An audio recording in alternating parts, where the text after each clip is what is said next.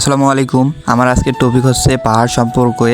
পাহাড় পছন্দ মানুষদের জন্য। পাহাড়, সমুদ্র, সবুজে ঘেরা প্রকৃতি পছন্দ করেন না এমন মানুষ খুব রেয়ার। আমাদের এই দূরপাল্লার শহরে ভারী জীবন থেকে কিছুটা স্বস্তি আনতে জীবনে আমরা বেরিয়ে পড়ে থাকি পাহাড় কিংবা সমুদ্র বিলাসে।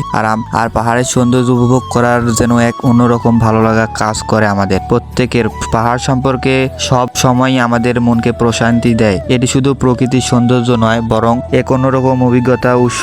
যারা প্রকৃতি ভালোবাসেন এবং পাহাড়ি এলাকায় ঘুরতে যান তারাই শুধু বুঝবে যে প্রকৃতি কি। আমি আছি কক্সবাজারে হিমছড়ি, ছোট্ট একটা পাহাড়ে। এখানে এসে বুঝতে পেরেছি মনে হয় অনেক অনেক উঁচুতে উঠেছি। আর আপনি যদি পাহাড়ে সমুদ্রে একসাথে উপভোগ করতে চান তাহলে হিমছড়ি পাহাড়ে চলে আসুন। একসাথে দুটি উপভোগ করতে পারবেন। আর হিমছড়ির নির্মম বাতাস আর সমুদ্রের গর্জন মন কেড়ে নেওয়ার মতন একটা অবস্থা। আর এখানে দিয়ে একটা বড় লম্বা একটা সিঁড়ি বেয়ে উঠতে হয় উপরে। এই সিঁড়ি বেয়ে উপরে ওঠার কারণটা হইতেছে এত বড় পাহাড়ে কোথাও যাওয়া সম্ভব নয় একা, এজন্য একা একা উঠতে হয় আর কি। অনেক উঁচুতে উঠতে হয়।